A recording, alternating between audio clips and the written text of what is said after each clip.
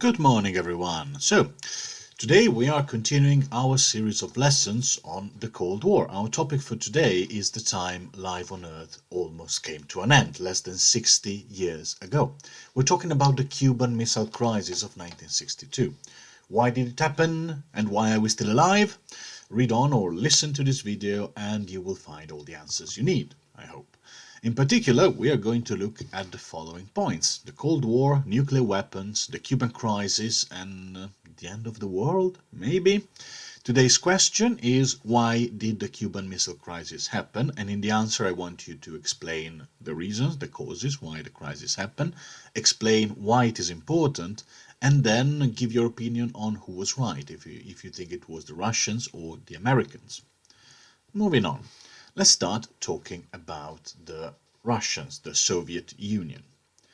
Now, between the end of the Second World War in 1945 and the end of the Soviet Union in 1991, the entire world was caught in a fight between the two superpowers of the time, the United States of America, the USA, and the Soviet Union, the USSR. The two countries had very different beliefs and ideologies, and both wanted to become the strongest hegemonic power over the entire world. What does hegemonic mean? It means uncontested, the most powerful country. The Soviets were communist, as we said already, and believed that to ensure equality and prevent injustice, all the economy should be controlled from above by the government. They forbade private enterprise, things like opening your own business, and the government gave everyone the same wage, sort of. The Soviet Union was also a notoriously authoritarian state, meaning that dissidents, so people who disagreed with the government, were either sent to prison camps in the frozen wastelands of Siberia or simply shot. Most of Eastern Europe was either part of the USSR, so modern countries like Lithuania, Latvia, Estonia, and the Ukraine, which broke off in the 1990s, or were among its allies like Poland, Bulgaria, Romania, Hungary, and Czechoslovakia, and Eastern Germany. These countries were independent, but they were allied and under the influence of the Soviets. It was said that the Soviet countries were separated from the rest of the world by an iron curtain, which prevented them from gaining any information coming from outside, more or less like what's going on today in North Korea. On the other side of the Iron Curtain, there were the United States of America and their allies. The USA were, and still are, a deeply capitalist country. If Soviet communism strived to achieve equality, American capitalism was based on the idea of freedom. In a capitalist country, people are free to open a business and vote for whoever they want to be in government. Their main allies of the Americans were the Western European countries, including Britain, who formed an alliance known as NATO, the North Atlantic Treaty Organization. The two superpowers were the strongest and most technologically advanced in the entire world, at least when it came to military technology.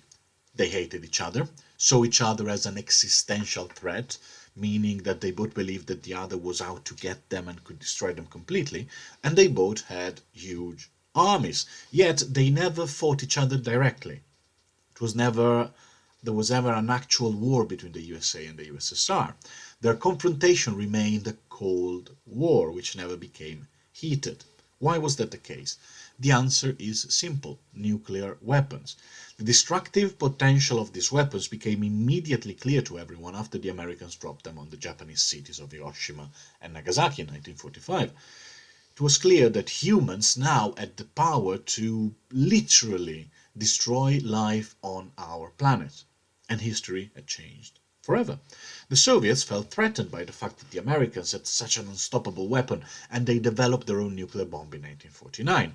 After that, both superpowers gave up on the idea of fighting directly, because such a war would have caused the end of life on Earth forever, due to the power unleashed by the atomic bombs. Therefore, they preferred to use smaller states around them, like Korea, which you see in the picture, to find proxy wars for them instead. For example, in this picture you can see that North Korea was supported by the Soviet Union and by Communist China, while South Korea was supported by the United States.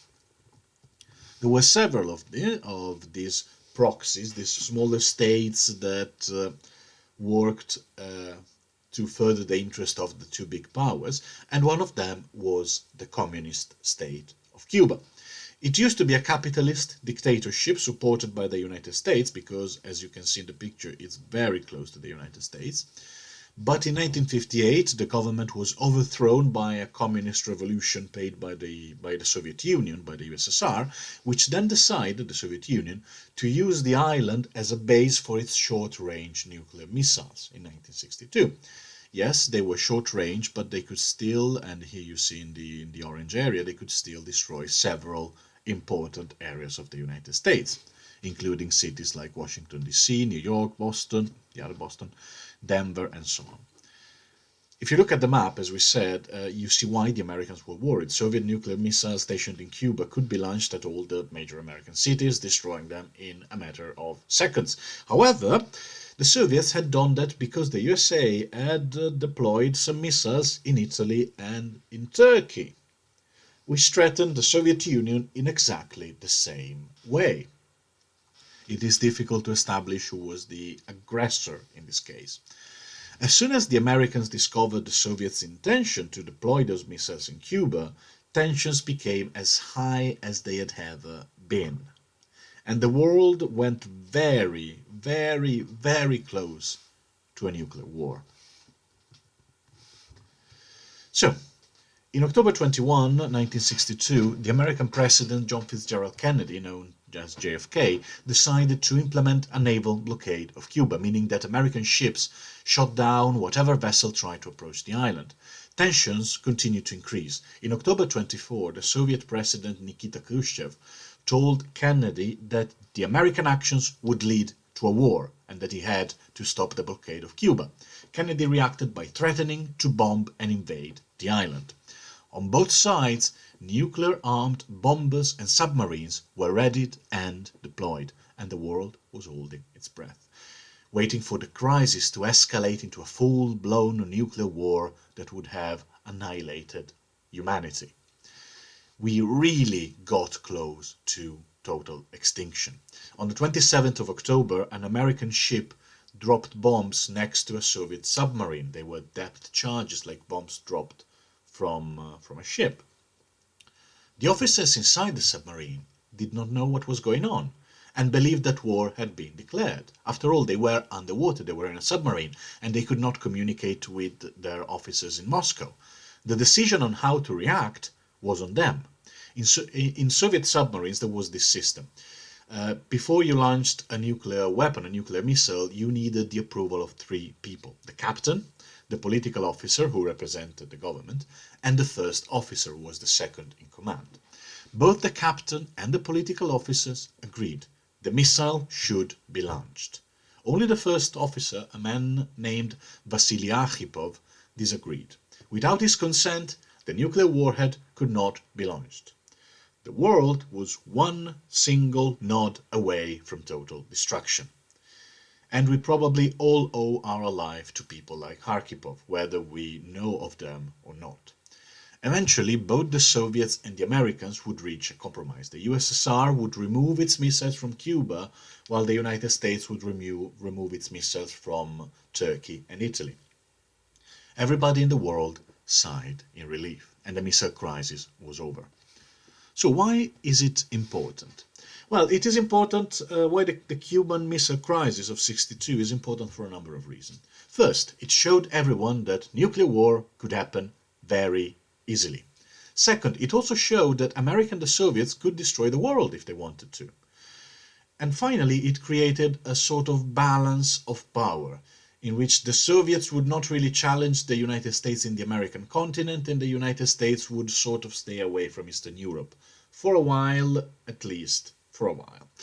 So, these were the facts. Now it's up to you to answer the question: why did the Cuban Missile Crisis happen and why it was important? I am looking forward to read what you can write, and see you next time.